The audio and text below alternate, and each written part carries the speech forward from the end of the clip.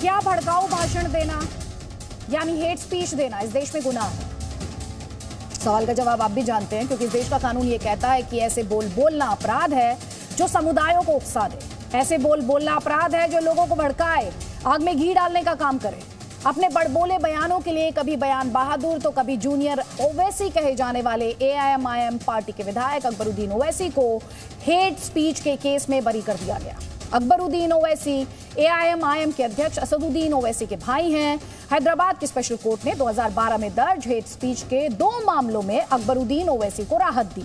2012 में ही अकबरुद्दीन ओवैसी का एक वीडियो सामने आया था। उसी वीडियो पर वो घिरे थे और उनके खिलाफ केस किए गए, लेकिन विशेष अदालत ने जूनियर ओवैसी यानी अकबरुद्दीन ओवैसी के खिलाफ सबूत नाकाफी पाए। अकबरुद्दीन ओवैसी के उस वीडियो में उन्होंने ताल ठोक कर कहा था कि 15 मिनट के लिए बस पुलिस को हटा दिया जाए, उसके बाद लोगों से निपट लिया जाएगा। पिछले 10 सालों से भारत के सियासी गलियारों में इस बयान की गूंज सुनाई पड़ती रही। तालटोक के स्पेशल एडिशन में इसी मुद्दे पर करेंगे बात। क्या भड़काऊ है और क्या भड़काऊ नहीं है, कानूनी जुबान में क्या भड़काऊ है और क्या भड़काऊ नहीं है, साथ ही भड़काऊ भाषणों से क्या वाकई सियासी फायदा मिलता है। कई खास मेहमान हमारे साथ होंगे, लेकिन उससे पहले हम आपको सुनाते हैं अकबरुद्दीन ओवैसी के भाषण का वो अंश जो विवादित रहा। इस केस से बरी होने के बाद उनके वकील ने क्या कुछ कहा, वो भी सुनिए। अरे हिंदुस्तान हम 25 कौड़ है ना, तुम 100 कौड़ है ना, ठीक है। तुम तो हमारे से इतने ज्यादा है। 15 मिनट के लिए पुलिस को हटा लो, बता लेंगे किसमें हिम्मत है, कौन ताकत है। 15 मिनट हटा लो। एविडेंस जो कोर्ट में पेश किया गया था वो सफिशिएंट नहीं था कि अक्यूज को कन्विक्ट कर सके। इसी बुनियाद पर जो है अकबरुद्दीन ओवैसी को जो है बाइज्जत बरी किया। एविडेंस पहले थे, वही एविडेंस कोर्ट में लाए, कोई नया एविडेंस तो कोर्ट में ला नहीं सकते। तो एविडेंस इन्वेस्टिगेशन में था, जो एविडेंस बाद में था वो एविडेंस सफिशिएंट नहीं था। सुप्रीम कोर्ट के जजमेंट्स को हम पेश करें और जो भी स्पीचेस के ताल्लुक से सेक्शंस आते हैं उसके ताल्लुक से हम करें।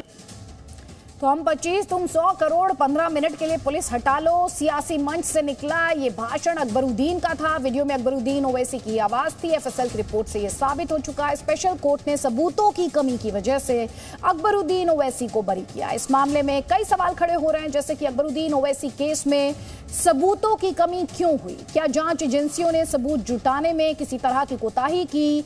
ढीली जांच से क्या इस तरह के बयानों को बढ़ावा नहीं मिलेगा? वोट के लिए क्या नफरत वाले भाषण पर एक कानून की जरूरत नहीं है? क्या इस पर और सख्त नियम नहीं होने चाहिए?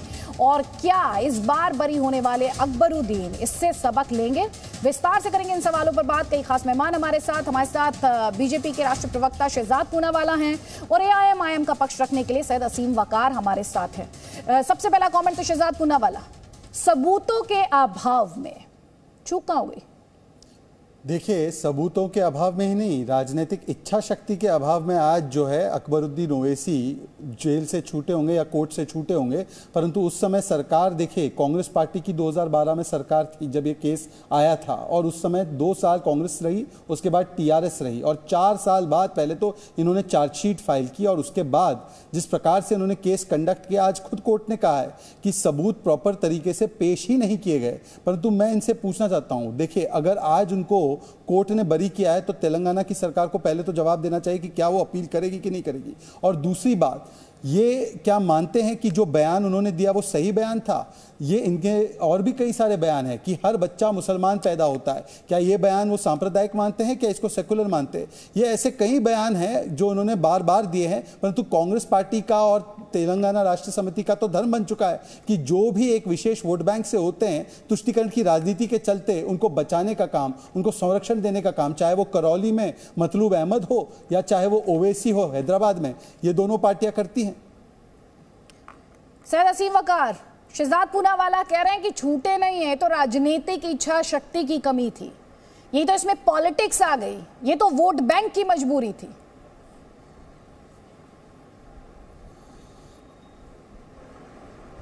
देखिए, जो सबूत थे वो सबूत जब गिरफ्तार हुए थे तब साथ में जब एफआईआर हुई होगी, जब चार्जशीट दाखिल हुई होगी, कोर्ट में गया होगा केस, तो दाखिल किए गए होंगे सबूत। मामला 2012 का है। 2012 में कांग्रेस की सरकार थी।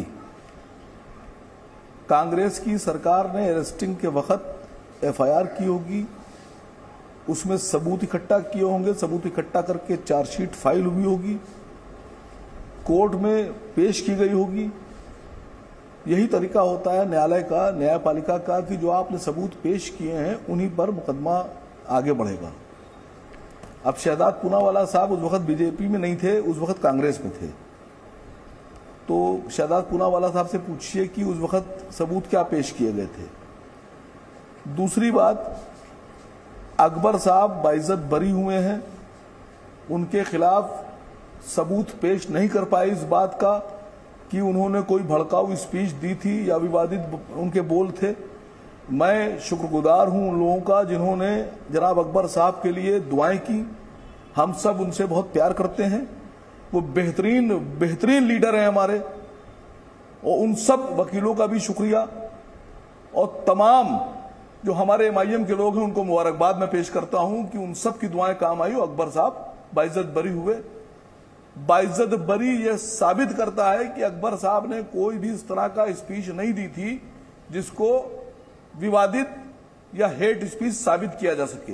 नहीं, आप बयान के साथ हैं, सही बयान था। शहजाद पूनावाला शहजाद पूनावाला को लेकर आप बहुत सारे सवाल पूछ रहे हैं, मैं जवाब भी देता हूं। एक सेकंड में आपको दूंगी, वापस मंच दूंगी। आप आज समय का अभाव नहीं है, आप ही दोनों को गेस्ट रखा है ताकि आप पूरे तरीके से अपनी बात रख सके। लेकिन सैयद असीम वकार, उस बयान को आप सही मानते हैं?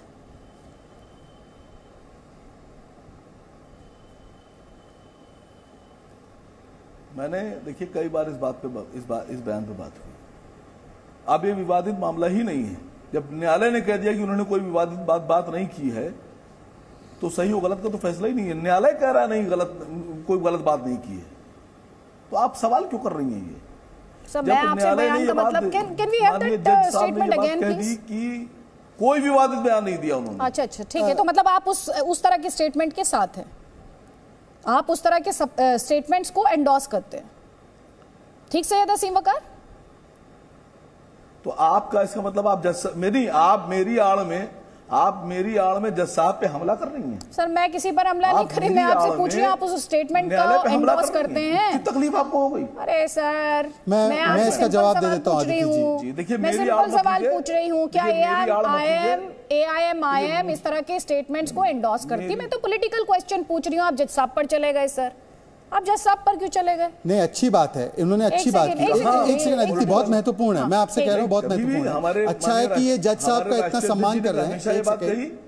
अदिति जी, एक एक करके बात रखते हैं, मुझे अपनी बात रखने दीजिए। सम्मान होना चाहिए, हम भी यही बात कहते हैं। सर, आप अदिति जी मुझे बोलने दीजिए प्लीज, मेरी क्वेश्चन। फिर आप कहेंगे कि वो बोल रहे हैं मेरे उसमें हस्तक्षेप कर रहे हैं। एक सेकंड, अरे कैसी बात करते हैं सैयद असीम वकार जी? अरे न्यायालय आपके लिए छोटा हो गया, आप बड़े हो गए। सैयद असीम वकार जी, दूसरों को आप कहते हैं इस तरह के। मैं आपसे पॉलिटिकल क्वेश्चन पूछ रही हूं, मैं जानती हूँ आप बहुत वरिष्ठ हैं सर, आप बहुत वरिष्ठ हैं, ये किसी से छिपा नहीं है। आपसे जो सवाल सीधे तौर पर पॉलिटिकल क्वेश्चन है सर, उसे कम से कम अब तो न्यायालय के पीछे मत छिपिए, अब तो न्यायालय के पीछे मत छिपिए, न्यायालय से जुड़ा सवाल नहीं है। मैं आपसे ये पूछ रही हूँ, ये जो अंश है, ये जो स्टेटमेंट है, उसे आप एंडोर्स करते हैं? एंडोर्स करने में और कानून के राइट और रॉन्ग होने में सर थोड़ा सा अंतर होता है, ये फर्क आप मुझसे बेहतर जानते हैं। मैं आपसे एक पॉलिटिकल पार्टी के रिप्रेजेंटेटिव के तौर पे पूछ रही हूँ। मैं दे रही हूँ शहजाद, उसके बाद फ्लो। एक सेकंड। हमारे राष्ट्रीय अध्यक्ष जनाब असद ओवैसी साहब ने हमेशा एक बात ये कही, और हम सब उनके साथ हैं। उनका ये कहना है कि भारत में रहने वाले हर धर्म के मानने वाले का सम्मान होना चाहिए, और हम करते हैं। बात ही खत्म हो गई।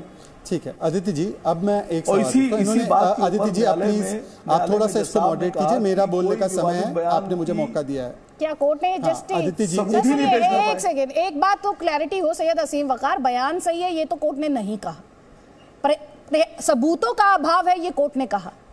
सर, जस्टिफिकेशन में और टेक्निकलिटीज में, लीगल ग्राउंड में थोड़ा सा अंतर होता है, ये आपको समझना चाहिए। शहजाद पूनावाला, बोल सकता हूँ? जी जी बोलिए बोलिए, बिल्कुल अदिति बोलिए। जी, क्योंकि इन्होंने जज साहब का इतना सम्मान किया है तो मुझे लगता है कि जज साहब की आगे की लाइन का भी सम्मान उतने ही तरीके से करेंगे। जब उन्होंने कहा कि सबूतों के अभाव में छोड़ रहे हैं क्योंकि प्रोसिक्यूशन ने पेश नहीं किया, उन्होंने आगे कहा कि मैं डायरेक्ट करता हूं अकबरुद्दीन को कि आगे जाकर ऐसे कंट्रोवर्शियल स्पीच ना दे, राष्ट्रीय एकता को ध्यान में रखते हुए।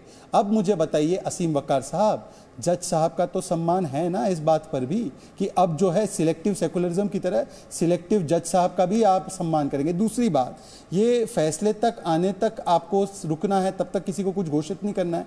ये एमआईएम का पोस्टर लगा है, गुस्ताख रसूल की एक ही सजा, सर तन से जुदा, सर तन से जुदा। ये एमआईएम के लोगों ने ये पोस्टर लगाया, न्यूज़ रिपोर्ट दिख रही है, ये इन्होंने लगाया है। जो लोग अगर कोई गलत बयान देते हैं उनको कोर्ट सजा देगी, जैसे आज हुआ है, कोर्ट सजा देती नहीं देती, परंतु आज ये जो बयान एआईएमआईएम ने लगाया है, क्या इसके समर्थन में है? यही इनका चरित्र है, हेट लेकिन का। दूसरे प्लेटफॉर्म्स का से कोट करने से दूसरा नहीं, ये सारी न्यूज़ रिपोर्ट में मैंने एक दिखाया। ओके ओके, ये आपके चैनल पे भी दिखा है। पहले एक सेकंड, सैयद असीम वकार, जो पहला सवाल है, मैं इंस्ट्रक्ट करता हूं, डायरेक्ट करता हूं। शहजाद पूनावाला एक बार फिर से पढ़ दे प्लीज, एग्जैक्ट वर्बैटिम। मैं आपको एग्जैक्ट कोट पढ़ के बता रहा हूं कि किस प्रकार से उन्होंने कहा। उन्होंने कहा कि मैं इंस्ट्रक्ट करता हूं कि अकबरुद्दीन आगे जाकर फ्यूचर में कोई भी कंट्रोवर्शियल स्पीच नहीं करेंगे, keeping in view the national integrity, राष्ट्रीय एकता को। ठीक है, अब जवाब लीजिए सैयद असीम वकार।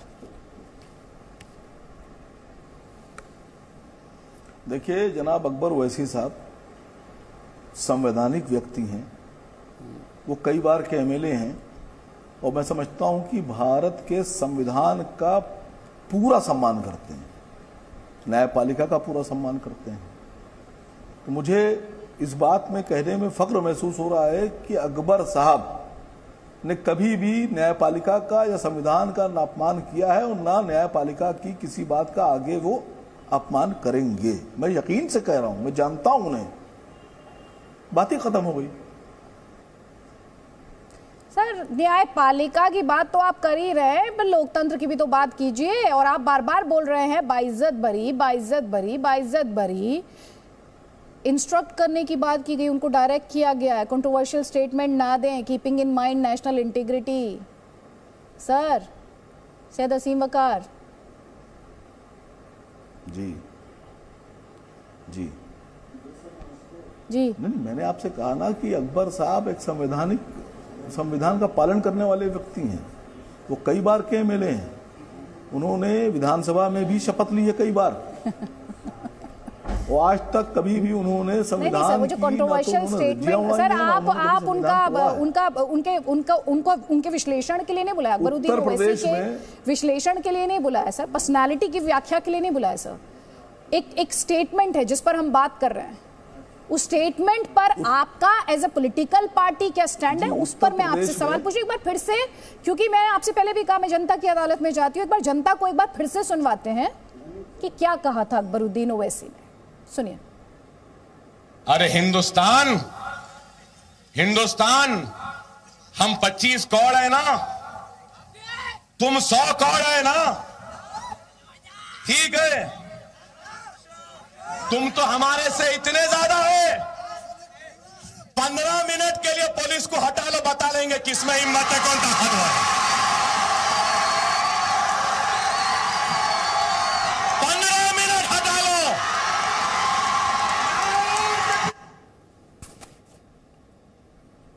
सैयद असीम वकार सुना ना आपने सर, 15 मिनट हटा लो। मैं इस स्टेटमेंट के बारे में बात कर रही हूँ सर। जी देखिए, ये मामला ही खत्म हो गया, न्यायालय ने इसको खत्म कर दिया, डिसमिस।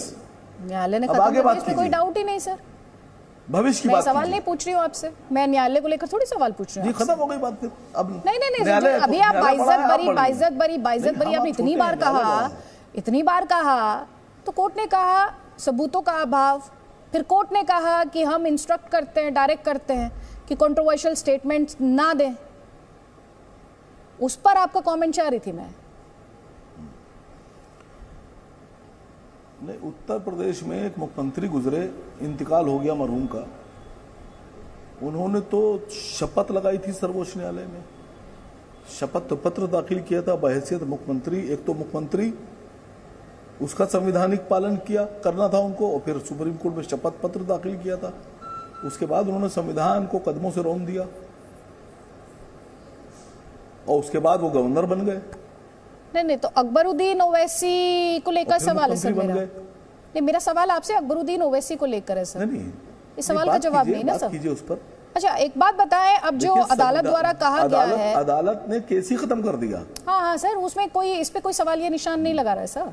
अदालत ने क्या कहा उसी की बात हो रही है।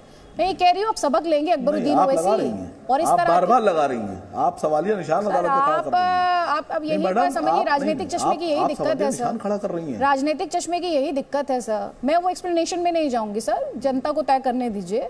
आप तो सिर्फ उत्तर प्रदेश तक गए, मैं तो ये आवाम के बीच भी जाऊंगी, और ना सिर्फ इंडिया बल्कि 150+ कंट्रीज में देखा जाता है जी न्यूज, तो मैं तो उस आवाम के बीच जाऊंगी। मैं आपसे जो सवाल पूछ रही थी सर, क्या मानेंगे आप सबक लेंगे अकबरुद्दीन ओवैसी साहब? आप उसी पार्टी से ताल्लुक रखते हैं।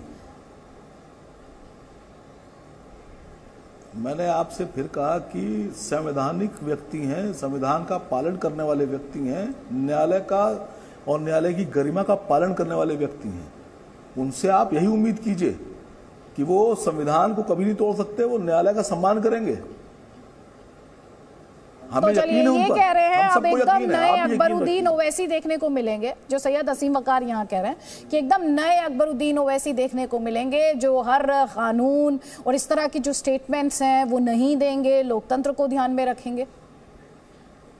शहजाद पूनावाला, देखिए ऐसा है कि अगर ये न्यायालय का इतना सम्मान करते हैं तो न्यायालय ने तो और 2 फैसले सुनाए, उसका भी सम्मान करते हुए आज बोल दे ये जो प्रवक्ता बैठे हैं कि हम 3 तलाक के कानून के साथ है।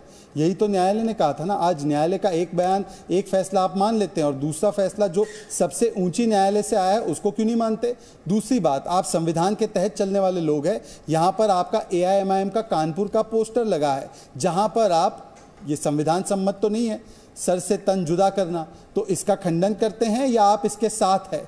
आपने तब भी समर्थन दिया था जब फ्रांस में किसी आतंकवादी ने बीहेडिंग की थी, तो आपने उसका भी समर्थन किया था। ये वो पार्टी है जिसने याकूब मेमन को सजा मिली सुप्रीम कोर्ट के द्वारा, तो उसके बचाव और उसके पक्ष में भी आ गए कि याकूब मेमन तो हालात का मारा है। तो आप बताइए, ये सुप्रीम कोर्ट के फैसले का सम्मान हुआ या अपमान हुआ? और आज यही कोर्ट ने, जिसने आपको बरी किया है सबूतों के अभाव में, उन्होंने कहा है कि आगे जाते हुए ऐसे बयान नहीं करना है। तो आप पहले बता दीजिए कि ये बयान आप राष्ट्रहित में मानते हैं या इस बयान को मानते हैं कि ये राष्ट्रहित को खंडित करता है? बताइए। सैयद असीम वकार, देखिए दरअसल ये सवाल जो आपने मुझसे पूछा, ये पूछिए आप कानपुर पुलिस से, उत्तर प्रदेश में माननीय योगी जी से, कि ये पोस्टर लगा था तो कार्रवाई किस पे हुई? की है कार्रवाई की है, दंगाइयों पर कार्रवाई करते। खरगोन में कौन आता है उनके बचाव में? पुलिस पे सवाल खड़ा कर रहे हैं। नहीं, खरगोन में जब कार्रवाई दंगाइयों पर होती है तो कौन जिनीवा कन्वेंशन की बात कौन करता है? असदुद्दीन ओवैसी। जिनीवा कन्वेंशन की बात, जो कन्वेंशन 2 देशों के बीच में होता है युद्ध में, वो कन्वेंशन ले आते हैं। मतलब हिंदू और मुसलमान उनकी आंखों में 2 अलग अलग मुल्क है क्या? जिनीवा कन्वेंशन कहां से आ गया? जब खरगोन में कार्रवाई होती है, अवैध स्ट्रक्चर के ऊपर कार्रवाई होती है, तो कैसे आ गया जिनीवा कन्वेंशन? जवाब ले लीजिए उनका। सैयद असीम वकार प्लीज। सुनिए, जिस पोस्टर की आप बात कर रहे हैं उसके बारे में जानकारी नहीं है। ये कानपुर का मामला है और इसमें कानपुर के एक पदाधिकारी के नाम से लगाया गया था। तो मैंने खुद कानपुर पुलिस से मांग की थी कि 24 घंटे के अंदर अरेस्ट कीजिए कि ये कौन लोग हैं जो MIM के नाम से पोस्टर लगा रहे हैं, ये होल्डिंग लगा रहे हैं। अच्छा, मैंने चैनल पर भी ऐलान किया था और मैंने कानपुर पुलिस से ट्वीट भी किया था। तो कानपुर पुलिस ने शायद उस पर कोई पकड़ में नहीं आया था कौन लोग थे। मैंने तो खुद मांग की थी। दूसरी बात, योगी जी का आज एक ट्वीट आया है, आप खरगोन कर रहे हैं और योगी जी गुप्त भाषा में वो मध्य प्रदेश के शिवराज सिंह चौहान को सबक दे रहे हैं कि देखो, एक तुम्हारा प्रदेश, एक मेरा प्रदेश, तुम्हारे क्या दंगे हो गए, मेरे क्या इतनी जगह निकली, जुलूस निकले रामनवमी पे इतने हजार और कुछ नहीं हुआ। इसे कहते हैं कानून का राज। यानी मध्य प्रदेश में योगी जी कह रहे हैं कानून का राज नहीं है। अच्छा। शिवराज जी को सीखना चाहिए उत्तर प्रदेश से। योगी जी का ये ट्वीट है, पढ़िए आप। ठीक है सैयद असीम वकार, आप उन्हें सिखा रहे हैं, आप इस पूरे डिस्कशन को एक अलग या आप शिवराज सिंह चौहान के साथ हैं। सैयद असीम वकार, आप तय कीजिए इस बात को। मैं दर्शकों को ये स्पष्ट करते हुए, एक बीजेपी का मुख्यमंत्री दूसरे बीजेपी के मुख्यमंत्री कह रहा है इस ऑर्डर की दंगे हुए, मेरे के नहीं हुए, इंतजार इसे है कहते कानून का राज। लेकिन सैयद असीम वकार मेरी पहले आप सुन तो लें सर। आप चले गए मध्य प्रदेश, आप चले गए उत्तर प्रदेश, आप कह रहे हैं कि योगी आदित्यनाथ से नहीं सीख रहे शिवराज सिंह चौहान और वाइस वर्सा। मैं ये कह रही हूं क्योंकि उस ऑर्डर के एक डिटेल्ड ऑर्डर की कॉपी का इस वक्त इंतजार किया जा रहा है, और जो इस डिस्कशन में शहजाद पूनावाला पॉइंट उठा रहे हैं कि उन्हें इंस्ट्रक्ट किया गया है। शहजाद पूनावाला ने एक बार नहीं कई बार ये कहा कि उनके पास जो इंफॉर्मेशन है उसके मुताबिक जज साहब द्वारा उन्हें इंस्ट्रक्ट किया गया है। तो मैं आपसे ये सवाल पूछ रही हूं, अकबरुद्दीन ओवैसी सीखेंगे? आप मध्य प्रदेश सरकार को सिखा रहे हैं, आप उत्तर प्रदेश सरकार को सिखा रहे हैं, आप सब सरकारों को सिखा रहे हैं, अकबरुद्दीन ओवैसी सीखेंगे? ये सवाल है। देखिए, अकबर साहब को बरी किया गया है, कहा गया है कि इस बात का सबूत नहीं मिल पाया कि उन्होंने कोई भड़काऊ बयान दिया। हाँ, ये कहा जा रहा है कि सबूतों की कमी रही। आपका भी अदिति जी, आपकी भी दुआएं हैं उसमें जी, आपकी भी दुआएं हैं उसमें, आपकी दुआओं का भी शुक्रिया sir ji. Anybody on the right side of the law, आगे देखिए, anybody on the right side of the law, तो दुआओं की जरूरत नहीं सर। अदालतें दुआओं से नहीं चलती, तार्किक तौर पर चलती हैं, दलीलों पर चलती हैं, एविडेंस पर चलती हैं सर जी। तो आप सीखेंगे? वही सवाल मैं आपसे फिर से पूछती जो आप दूसरों को कह रहे थे कि वो सीख नहीं रहे हैं। सर मैं समझ रही हूँ, मुझे आप बस 2 मिनट और दें तो हम नए अकबरुद्दीन ओवैसी को देखेंगे। मैडम जी जी जी जी जी जी अकबर साहब से शानदार नेता देश में नहीं है। अकबर साहब 12 इंटर कॉलेज चलाते हैं, जिसमें 17,500 से ज्यादा गरीब बच्चे मुफ्त में शिक्षा पाते हैं, अपने फंड से चलाते हैं। कोई दूसरा विधायक बता दीजिए भारत में लेकिन फिर किसी पार्टी का कि जिस 17,500 बच्चों को फ्री में शिक्षा दे रहा है। लेकिन सर फिर स्टेटमेंट क्या देते हैं? मैं तो अदालत की कसौटी पर नहीं कसती स्टेटमेंट को सर, अदालत की कसौटी पर मैं स्टेटमेंट को नहीं कसती। जो स्टेटमेंट था वो लोकतंत्र के लिहाज से, जिस गंगा जमुनी तहजीब की, जिस सेक्युलरिज्म की, जिस कॉन्स्टिट्यूशन की आप दुहाई देते हैं, क्या उस लिहाज से जिस स्टेटमेंट को लेकर हम बात करें वो सही स्टेटमेंट है? बस इतना बता दीजिए मुझे। देखिए, फिर मैंने आपसे कह दिया कि जनाब अकबर साहब बरी हुए हैं, उनको अदालत ने बरी किया है। अकबर साहब संवैधानिक व्यक्ति हैं, न्यायपालिका का सम्मान करने वाले व्यक्ति हैं। कोर्ट ने आपको बरी कर दिया है तो आप उसको तो बैज ऑफ ऑनर मान रहे हैं, पर बाकी जो आरोप आप लगाते हैं और वहां पर कोर्ट ने बरी किया था लोगों को, तब तो आप नहीं मानते, आज भी वो रट लगाए रखे हो। दूसरी बात मुझे ये बता दीजिए कि जब कोर्ट ने अभी तक किसी को बरी नहीं किया है, मतलब दंगाइयों को, तो जगह जगह जाकर दंगाइयों के पक्ष में क्यों खड़े हो जाते हैं आप? क्यों रामनवमी पर जिन्होंने हमला किया है उनके पक्ष में आप खड़े हो जाते हैं? क्यों दिग्विजय सिंह से लेकर असदुद्दीन ओवैसी उन दंगाइयों के साथ खड़े हो जाते हैं जो हिंदुओं पर हमला कर देते हैं? और मुझे बताइए कि किस प्रकार से आप बार बार, आपके भैंसा में भी कई एमएलए पकड़े, आपके कॉर्पोरेटर पकड़े गए दंगा करते हुए, आपके कॉर्पोरेटर दंगा करते हुए महाराष्ट्र में भी पकड़े गए हैं। तो इस प्रकार से तो आपका दंगा चरित्र बहुत पुराना है, वो उनको कोई क्लीन चिट नहीं मिली है। एमआईएम की जो राजनीति है, सांप्रदायिक राजनीति, उसके बहुत सारे प्रमाण हैं आज भी। तो आज सबूतों के अभाव में, क्योंकि टीआरएस की सरकार के साथ आपका समझौता है और वहां पर उन्होंने आपको बचा दिया, ठीक है, ये आपका पॉलिटिकल आरोप है, ये आपका पॉलिटिकल आरोप है। सैयद असीम वकार, जल्दी से 20 सेकंड्स ये डिस्कशन में क्लोज करूंगी प्लीज। देखिए, आपको एक मशवरा दूं, शहजाद पूनावाला साहब, योगी जी का ट्वीट निकाल लीजिए, उसका फोटो कॉपी निकालिए, प्रिंट आउट, बिल्कुल, और अपने मामू, आपके जो मामू है ना, जिनकी आप, हमारे मामू नहीं, आपके मामू जो है टीआरएस के मामू, उनको भी दिखा देंगे, उनको भी दिखा देंगे, और आपकी जो दीदी है बंगाल में उनको भी दिखा देंगे, चिंता मत कीजिए। और आपके तीसरे मामू जिनको आप बचा रहे हैं राजस्थान में, उनको भी दिखा देंगे, जो आपके अशोक गहलोत चाचा है उनको भी दिखा देंगे। वो उस संदर्भ में बता रहे थे जहां पर कार्रवाई नहीं हुई दंगाइयों पर। यही तो आपको समझा रहे हैं कि दंगाइयों पर, भड़काऊ बयान देने वाले भड़काऊ भाईजानों पर कार्रवाई होनी चाहिए। ये संदेश उन लोगों के लिए, आपके मामूद तेलंगाना में और आपके चाचा राजस्थान में। कि तथ्य बेस्ड डिस्कशन हम आप तक पहुंचाएं। एक बार फिर से स्पष्ट करते हुए, कोर्ट के डिटेल्ड ऑर्डर की कॉपी का इस वक्त हम इंतजार कर रहे हैं। इस डिस्कशन में जो पॉइंट्स शहजाद पूनावाला द्वारा उठाए गए, उन पॉइंट्स के आधार पर ये सवाल हमने उठाए हैं। जैसे इस ऑर्डर की और डिटेल्ड कॉपी आती है, उन डिटेल्स को भी जी न्यूज आगे आप तक पहुंचाएगा। Presenting Z News app available on Google Play and App Store. Download it now.